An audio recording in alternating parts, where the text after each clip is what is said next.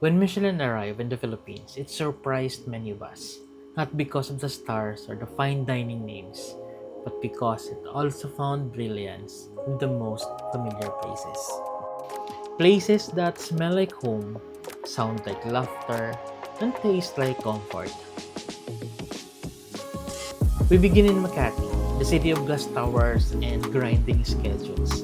But down at the basement of Makati City Square, there's a small restaurant where the smell of charcoal feels like a pause button. Maaga na dating yung mga tao? Kasi nasa Michelin kayo kagabi eh. Ano kasi maaga kami balis ngayon. Ah, kasi holiday. So wala kayo tomorrow? Wala. Sa linggo ulit. Alas 12. Ah, okay. So everything's available except Sa mga kansi din wala. Ito bangus meron. Ito crispy lempo. Yung bushwash. Tilapia. Meron yan. puro kayo rice meal. Dito lang rice meal meron. Pero dito wala. Share ko lang dito. Sige. So ang meron kayo ay liempo, Ito, spicy bangus meron spicy yan. bangus, Ito, inihaw meron. kasi Meron din ito. ayan. Saan ka? Dami mong dala. Pwede naman tayo tumikim. Tikim lang. Tapos punta tayo dun sa isa. Malapit lang naman dito. Hindi, order ako madami. Gusto ko ng kansi.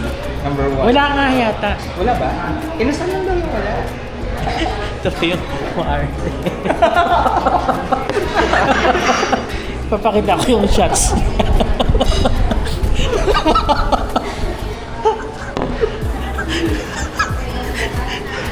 Ano sa akin? Siguro liempo. Parang walang ibang options eh. Yes. Available to yung kansi. Wala din.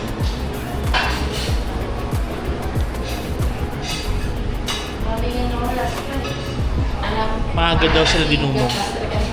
Dinumog sila ng maaga. Ano lang po meron? Mga bangus, tilapia. Salted fried rice, crispy yan. Liempo. Kayo, sir. Liempo din. Crispy liempo. Tig-isa kayo. Walang iba no? Bangus Bangus, lang. Ayoko ito, ng bangus eh. inihaw. Puro ako bangus eh. Ayoko din. Tilapia. Ayoko din eh. Chicken or pork lang. Wala na kasi. Wala na. Sige, okay lang. Ito, kare-kare. Yung kansi yung gusto mong i-try kasi bakulod. Baka mamaya bacolod. ano, naubusan ka ng substock eh. Eh, pakuluan pa yun yung pangsabaw. Okay na po yun. Sige, Ikaw, liempo muna. Tig-isa kayo. yung fried rice to share yun. Oo. Tsaka Coke Zero. We came for their famous chicken and salad Cancy, but the day after Michelin's announcement, they sold out. And honestly, that alone says everything. So we settled for their liempo and fried rice, and still didn't disappoint. Simple, tender, the kind of meal that tells you this place and its recognition. So when it's bakulod place, you have to try sinama. Kasi sinama kasi.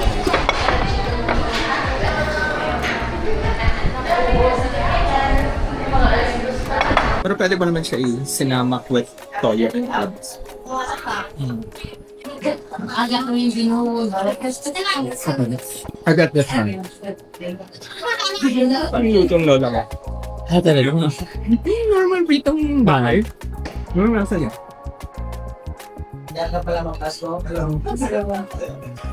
Yung eatery pala sa QC yung ano, gourmand. Ang sarap ng supa. Ang sarap ng supa. It's sinama.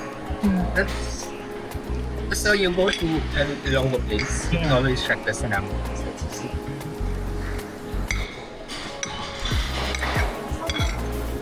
As an galing sa that area. Masala. Oh. Aida's proves that excellent doesn't depend on what's on the menu, but on who's behind the fire. Definitely babalik kami. What can you say about the Aidas? Aidas. Wala, iniwanan na lang ako ng rice eh. Hindi ko din, pero mukhang promising naman. Babalikan ko. And just 17 minutes away, the sound of sizzling oil calls your blood. This time, from a roadside stall, it's pure Togigaraw. Ayan, we are here. Second stop. So this is Chie's Panciteria here in Makati. So let's try kung masarap. One of Northern Luzon's most iconic dishes has found a new home in the city. You can feel the energy here, the rush, the smoke, the sound of spatulas clanking. It's messy, noisy, honest. And that's exactly why people love it. Ikaw na yung mag-isa nagluluto. Oh, kailangan mo na mag-train. Ilang taon ka na dito na? Since 2022. 2022. You are from Tugigaraw, hindi? Hindi. Inaral mo lang. Ngayon nagturo lang po tayo. Sobrang dami ba? Yes po. Overwhelming yung dami. Since anong oras kayo nag-open? 7:30. 7:30. Tapos anong oras lumagsa yung tao? Pagpasok ko na. Oh, Hindi pa kami 7:30. nakapag-set up. Ang dami na. Yes po. Oh, so tuloy-tuloy na luto yan. Opo. Sa akin na po. Oh my God. Ayaw ano po yung dining sa kabila. Oo. Pati yung mga orders online. Opo. Oo, marami din. Gaano kalaki yung dinagsa? Tatawagin na lang. Thanks ka na. 5 times sa regular. And this is only the first day. Kasi kahapon lang in-announce yung Michelin eh. At sa mga tao ngayon nasa labas.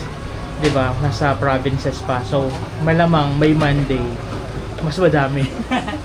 Good luck! Thank you po. Ayan. Noong una naman po, nung hindi pa po kami kasama sa amin, okay naman po, madami-dami naman po. Mas lalo lang po dumami. Dumami. Oo.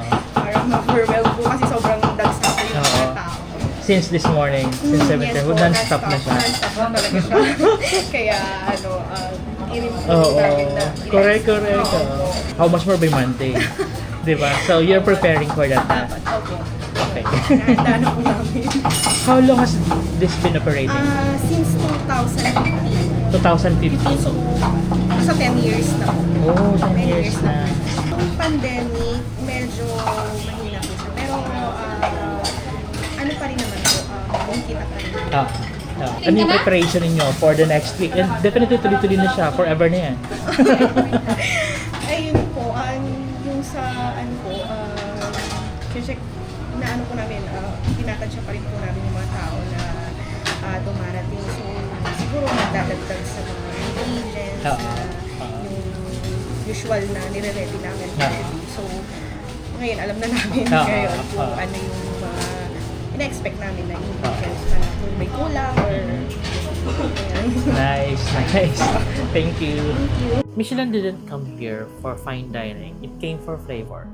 And for the passion that makes simple bowl of pancit unforgettable. Subukan dyan.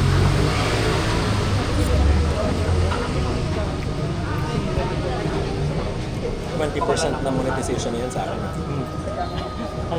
This isn't just comfort food, this is home cooking in motion. Served straight from the wok to the world. 4 minutes from Chie's, we end our day in Malate, a district that's seen the city's rise, fall, and rebirth. Inside El Poco Cantina, the air is thick with music, color, and joy. This is where the day starts. This is the only restaurant in the whole city of Manila that has gotten Michelin recognition. After hours of smoky grills and tasty noodles, this feels like the perfect finale. Casual, comforting, and a reminder that food is not competition. Michelin found something rare here, a place where excellence feels easy, because it's built on joy.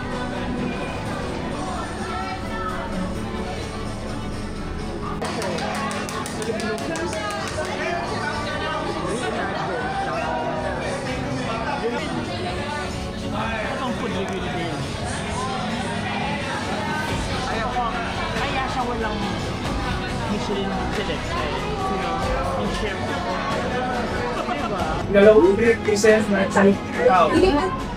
So this is it. Our order. Kasi busog na kami. So yun lang naman. Oh. Go! Kasi din yun. Go them.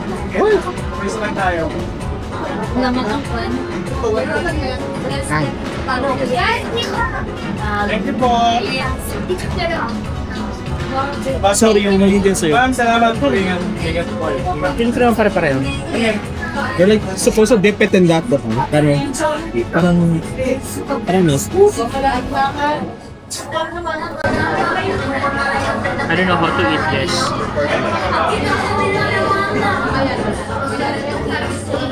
Parang mainit. Bigyan mo siya sumusubo.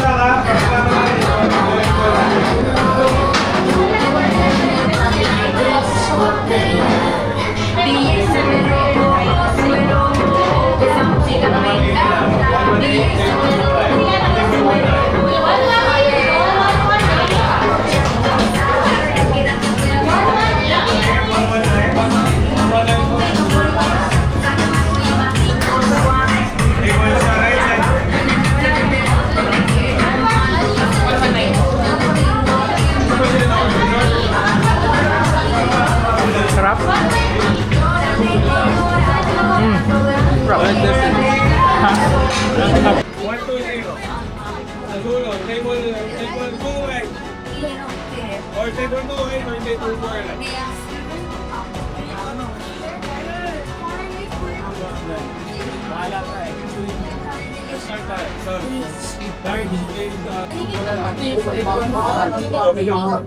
This one's good though.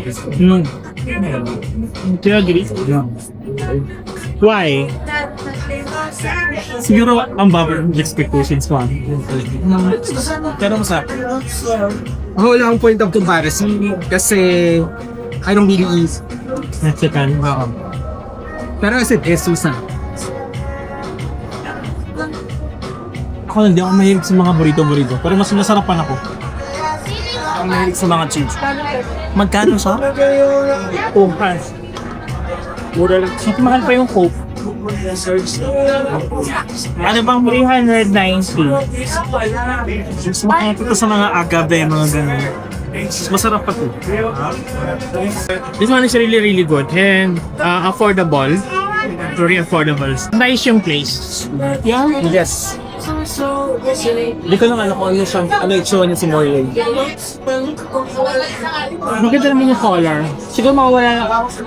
Hindi ko pwede ko lang yung ilawin yung gano'n. Pwede na kang morning.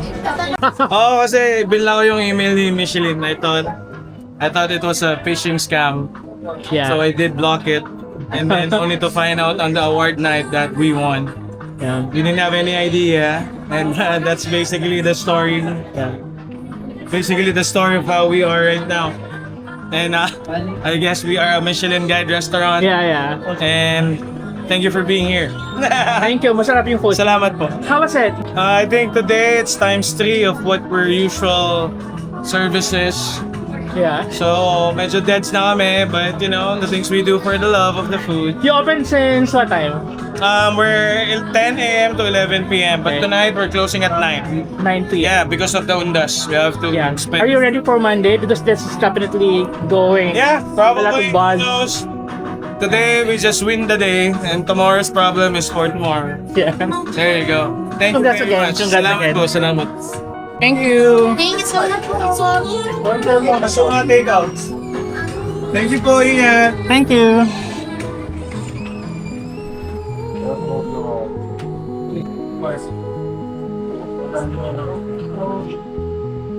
So we are here at El Poco Cantina in Malate.